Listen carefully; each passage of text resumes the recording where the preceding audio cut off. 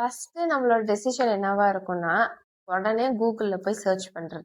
என்ன ஹேர் ஆயில்னால சீக்கிரமா hair growth ஆகுது? 1 வாரத்துல எப்படி ஹேர் குரோத் பண்ணலாம்? 1 மாசத்துல எப்படி ஹேர் குரோத் பண்ணலாம்? அப்படியே நீட்டமா ரெப்பன்செல் அந்த மாதிரிலாம் சொல்லுவாங்கல்ல கார்ட்டூன்ல, அந்த மாதிரி எப்படி நீட்டமா முடி வளர்த்துறதுன்ற மாதிரி வீடியோ பார்த்துட்டு, நீங்க உடனே என்ன பண்ணுவீங்க? ஹேர் ஆயில் சேஞ்ச் பண்ணுவீங்க. அடுத்து என்ன பண்ணுவீங்க? ஷாம்பு சேஞ்ச் பண்ணுவீங்க. ஃப்ரெண்ட்ஸ் ஆர் ஃபேமிலி ரெக்கமெண்ட் பண்றாங்கன்னு சொல்லிட்டு ஹோம் ரெமெடி மாதிரி ஆனியன் ஜூஸ் அப்ளை பண்ணி பார்க்கறது. இந்த மாதிரி ட்ரை பண்ணுவீங்க. என்ன ஏதாவது ஒரு சீரம் வந்து சேஞ்ச் பண்ணி பார்ப்பீங்க. கடைசியில பாத்தீங்கன்னா, நீங்க ஹேர் கேரை 1 வாரம் பண்றதுக்கு பதிலா ஹேர் கேருக்கான ஷாப்பிங்கே 1 வாரம் பண்ணிட்டு இருப்பீங்க. ஆனா நம்மளுக்கு இப்ப ஹேர் ஃபால் ஆகுது அப்படின்னு தெரிஞ்ச உடனே நம்மளுக்கு கடைசியா ஏதாச்சும் இல்னஸ் இருந்துச்சா, இல்ல ஏதாச்சும் நியூட்ரிஷன் டெஃபிஷியன்சியா இருக்குமா, நம்ம ஒழுங்கா சாப்பிட்டோமா, கரெக்டா தூங்கணுமா, கரெக்டா ஸ்ட்ரெஸ்ஸை மேனேஜ் பண்ணோமா, கரெக்டான அளவு தண்ணி குடிச்சோமா, இந்த மாதிரி தான் நம்ம யோசிக்கணும். ஃபர்ஸ்ட் இதெல்லாம் கண்டிப்பா நம்ம கவனிக்கணும். உங்க எல்லாத்துக்குமே ஒரு டவுட் இருக்கும். என்னன்னு பாத்தீங்கன்னா, ஃபீவர் வந்து ஏன் 2 வீக்ஸ் கழிச்சு இல்ல 1 மந்த் கழிச்சு நம்மளுக்கு ஹேர் ஃபால் ஆகுது அப்படிங்கிற டவுட் தான். ஒரு எக்ஸாம்பிளுக்கு சொல்றேன். என் கிளினிக்ல வர பேஷண்ட்டே சொல்றது என்னன்னு பாத்தீங்கன்னா, ஜனவரி மந்த் அவருக்கு ஃபீவர் வந்தது. ஒரு 4 to 5 days ஃபீவர் இருந்துச்சு.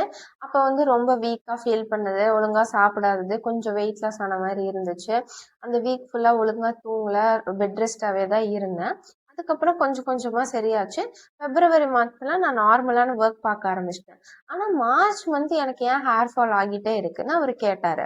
இதுக்கு என்ன காரணம்னு பாத்தீங்கன்னா, நம்ம பாடி வந்து உடனே அந்த ஸ்ட்ரெஸ்ஸுக்கு வந்து ஆக்ட் ஆகாது. ஸ்ட்ரெஸ் கொஞ்சம் நாள் கழிச்சு தான் ஆக்ட் ஆகும். அதனால இந்த ஸ்ட்ரெஸ்ஸுக்கான விளைவான ஹேர் ஷெட்டிங், அதாவது ஹேர் ஃபால் வந்து மார்ச் மாசத்துல தான் இருக்கும். அதாவது 1 மந்த் கழிச்சு தான் நம்மளுக்கு இருக்கும். இதனாலதான் நம்மளுக்கு ஃபீவர் வந்த உடனே ஹேர் ஃபால் இல்லாம 1 மந்த் கழிச்சு நம்மளுக்கு ஹேர் ஃபால் ஆகுது. ஃபீவருக்கு அப்புறம் இருக்க ரொம்ப முக்கியமான விஷயம் என்னன்னு பாத்தீங்கன்னா ரெக்கவரி தான். ஃபீவர் இந்த டைம்ல நம்ம பாடி வந்து போராடிட்டு இருக்கோம். என்னன்னு பாத்தீங்கன்னா, நம்ம ஒழுங்கா சாப்பிட்டு இருக்க மாட்டோம், ரொம்ப வீக்கா இருந்திருப்போம். எப்படி ரெக்கவர் பண்றது அப்படிங்கிற மாதிரி ஒரு ரெக்கவரி மெக்கானிசத்துல இருந்துட்டு இருக்கோம். ஸோ இந்த ரெக்கவரியில பீரியட்ல வந்து நம்ம பாடி இருக்கிறதுனால நம்ம அதுக்கேற்ற மாதிரி கரெக்டான ப்ரோட்டீன் டயட்ல இன்க்ளூட் பண்ணணும், கரெக்டாக தூங்கணும், கரெக்டான அளவு தண்ணி குடிக்கணும், நம்ம ஸ்ட்ரெஸ்ஸை மேனேஜ் பண்ணுற மாதிரி பார்த்துக்கணும், ரொம்ப லேட் நைட் தூங்காமல் கரெக்டாக தூங்குற மாதிரி பார்த்துக்கணும். இதெல்லாம் நம்ம பண்ணணும். ஸோ இதுதான் பேசிக்கான ஒரு ஃபவுண்டேஷன்.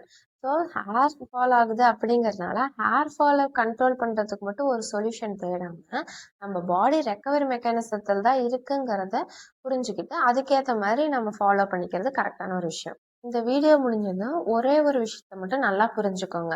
என்னன்னு பாத்தீங்கன்னா, இப்ப ஹேர் ஃபால் ஆகுது அப்படிங்கறதுனால அதோட காரணமும் இப்பயே தான் இருக்கும் அப்படிங்கறத நீங்க நினைக்காதீங்க.